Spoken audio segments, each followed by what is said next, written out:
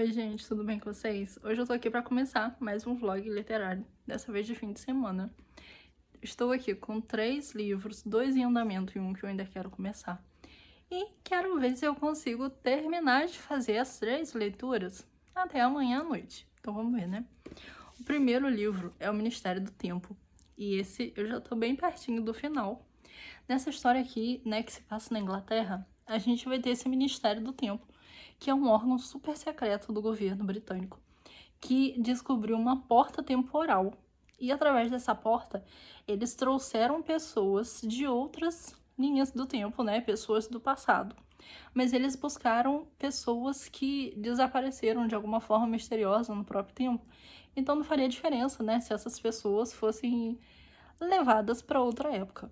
Então a gente tem a personagem principal, que ela vai trabalhar como ponte, né, de um desses homens que é levado do tempo dele. E esse homem é um comandante da marinha.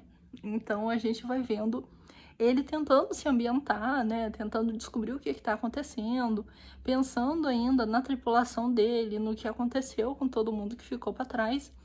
E ela tá ali também tentando lidar com esse novo trabalho, com essa nova vivência dela e também com a descoberta, né, de sentimentos que ela começa a nutrir por esse homem, que é muito intrigante, muito interessante, e ela já tinha estudado muito ele, né, pela parte toda histórica, só que ali ela tá vendo essa história viva.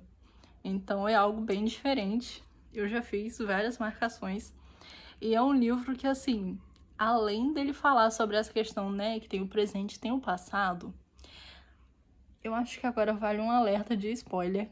Então eu vou deixar marcado aqui embaixo o próximo livro que eu vou comentar agora, porque aí, né, quem não quiser saber spoiler desse livro aqui, já pula pra próxima parte. Mas aí chega uma parte, gente, que aparece, né, um homem, tem 2 homens que estão muito suspeitos e tal, e eles estão achando que esses 2 são, né, infiltrados. Só que, na verdade, o negócio é muito pior, porque eles vieram do futuro. Então, assim, a gente tem, né, essas 3 linhas temporais que estão convergindo num caos que tá gerando ali, tá todo mundo desesperado.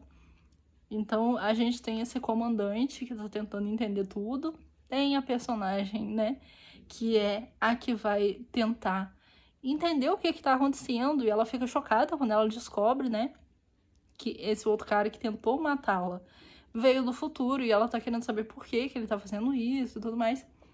Então, assim, a história vai criando um emaranhado que fica cada vez mais interessante. E eu acabei de chegar numa parte que eu descobri que uma personagem que estava trabalhando com essa principal é muito mais importante do que a gente poderia imaginar. Então, assim, eu fiquei completamente chocada em descobrir quem ela é e o que ela tá fazendo ali. Mas a gente já sabe, né, desde o início do livro e tal, que vai acontecer alguma coisa.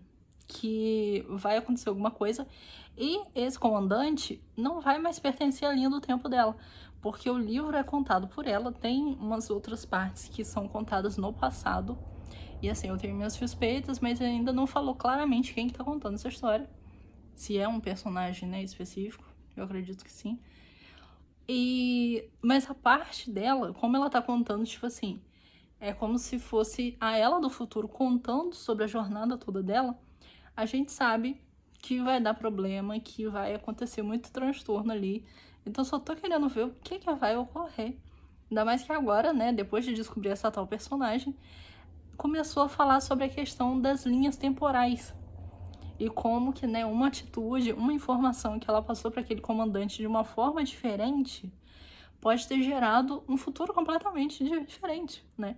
Então é isso que eu tô achando que vai acontecer e eu quero ver que futuro será esse. O segundo livro que eu tô lendo é O Menino de Engenho. E esse aqui é o primeiro do ciclo da Cana, né? E é o segundo que eu estou lendo do autor. Pra quem me acompanha no Instagram e tal, sabe que eu já li Moleque Ricardo.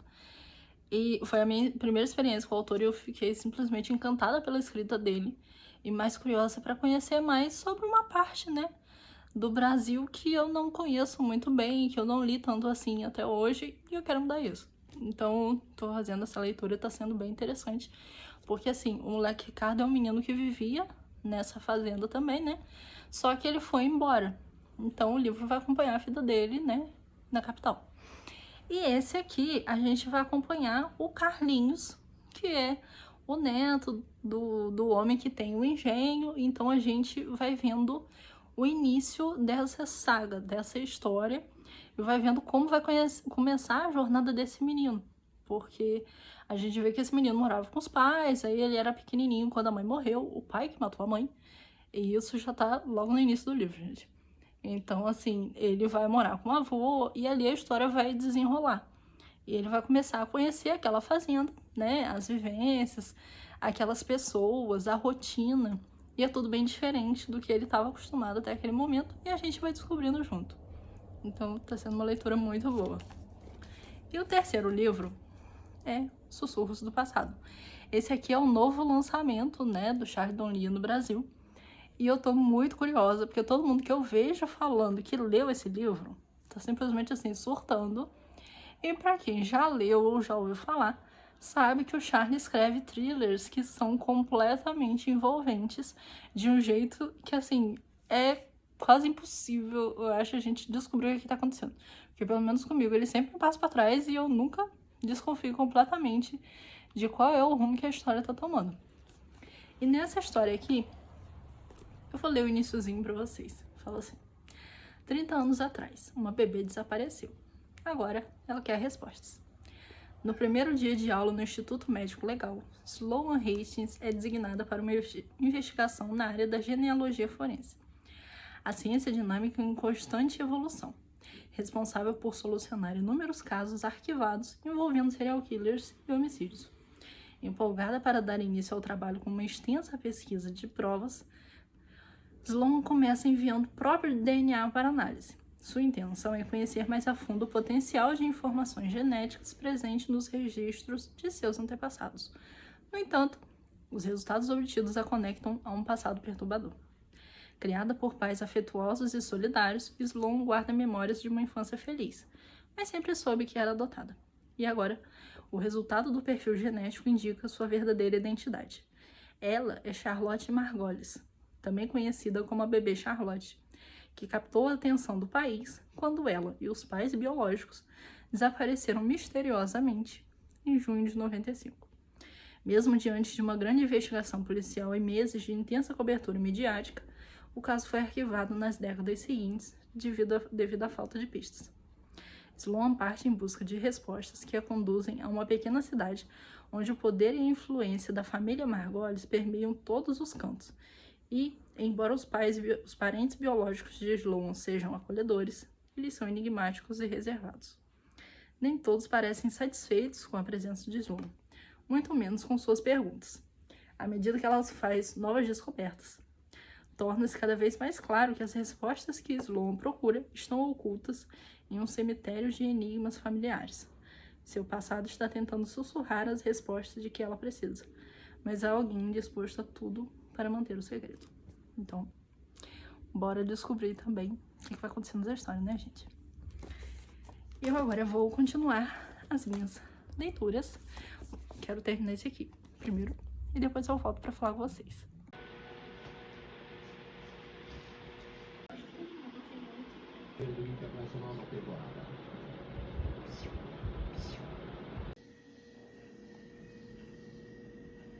Então, gente, terminei o Ministério do Tempo. Foi uma leitura interessante. E, assim, algumas cenas de ação, eu pensei que fosse ter mais ação propriamente descrita ali. E, na verdade, essas cenas tenderam um pouco mais pro drama, porque a gente acompanha muito a carga emocional, né, que a personagem principal da história tá vivendo e como aquilo tudo vai afetar não só a forma como ela tá agindo, que ela tá compreendendo as coisas que estão acontecendo, né, ao redor dela, com o ministério, com o comandante, mas a forma que ela vai começando a perceber em relação a ela mesma e ao mundo, no sentido de como ela enxerga o mundo. Ela vai percebendo questões de preconceitos, questões bem peculiares ali no olhar dela diante do mundo, que ela precisa avaliar um pouco melhor.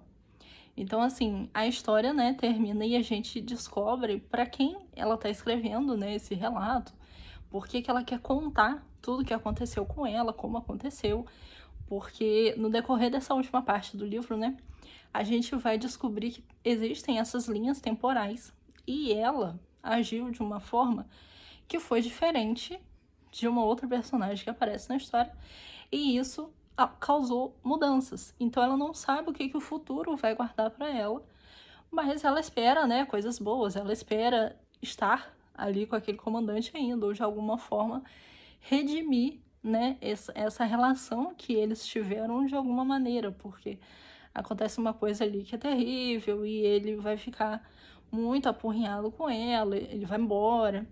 E a gente fica naquela angústia, né, de tipo assim, meu Deus, o que essa mulher vai fazer da vida agora? Mas o tempo vai passando, ela vai se readaptando ao mundo real, né? E tem toda essa questão de que, como ela estava trabalhando para o Ministério do Tempo, era um serviço, né, ultra secreto, ela estava trabalhando com pessoas que oficialmente não existem. Então, quando ela é removida desse projeto, ela é demitida, ela precisa se readaptar à sociedade, tipo, meio que voltar para o mundo real, e ela fica meio sem rumo. Porque imagina, né, você fazer parte de algo grandioso assim, algo que mexe com tantas questões que afetam a humanidade, afetam o futuro. Porque assim, como ela encontrou essas pessoas do futuro, né, essas pessoas fizeram pequenos comentários e deram vislumbres do que o futuro guarda para a humanidade. E é um futuro bem complicado. E assim, eu fiquei até querendo saber um pouco mais, né, sobre como seria isso. Então, fiquei curiosa. Mas a história vai seguindo. E a gente fica também naquela curiosidade na parte do romance, né? Porque ela teve essa relação com o comandante, foi um vínculo forte que eles tiveram. E assim, naqueles capítulos que eu falei que alternavam, né, entre as narrativas dela e as desse personagem que a gente viu que ele estava falando do passado, esse personagem que estava narrando realmente era o que eu estava imaginando. E chega uma parte que é a parte em que ele vai vir para o futuro, né? Ele é uma dessas pessoas que foi removida do próprio tempo e foi trazida para o presente da história. E quando ele é apresentado para a ponte dele, né, que é essa pessoa que é uma funcionária do Ministério do Tempo e que vai ajudá-lo a viver nesse novo tempo, ele encontra nessa pessoa, né, fisicamente ali, uma semelhança com alguém do passado e alguém que a vida foi alterada indiretamente por uma ação dele. E uma ação que ele se sente culpado por isso. Então a gente vê ali como naquela primeira visão daquela mulher, ele vai reconhecer, de certa forma, uma possibilidade de redenção. Então a gente já fica pensando também sobre as consequências disso e sobre como aquela relação vai se desenvolver, porque já existe essa particularidade desde o início. Foi uma ótima leitura e assim, eu fiquei querendo, né, saber mais, querendo histórias de outros personagens também. Então, tipo, é daqueles livros que a gente lê e fica querendo que tenha um conto, um spin-off, alguma coisa assim, sabe? Ou até uma continuação, né? Porque o final, ela recebe uma caixa, gente. Eu preciso falar disso. E eu já tinha avisado que eu ia ter spoilers, né, nessa parte, então. Ela recebe uma caixa e que é do comandante. Só que é engraçado porque, assim, ele não sabia o endereço dela. Ele só lembrava da forma que ela tinha descrito a casa dos pais, como que era e tudo mais. E ele escreve essa descrição ali na parte de fora da caixa porque ele quer mandar essa caixa pra ela e ele não sabe onde é que ela tá, né? Ele não sabe o endereço dela. Porque depois que ela saiu do ministério e tal, ela foi demitida, ela volta pro mundo real. E é algo também bem inimaginável, né? Porque a gente fica pensando assim, imagina participar de um projeto misterioso, ultra secreto e completamente surreal, assim, como lidar com uma viagem no tempo. E aí você faz algo, é expulso daquele projeto e você tem que voltar pro mundo real. Você não pode falar daquilo com ninguém. Você meio que tem que fingir que aquilo não aconteceu. E além disso, você sabe um pouco do que o futuro vai trazer. E você sabe que isso é complicado. E tipo assim, não tem ninguém com quem você surtar. Então, imagina, né, gente?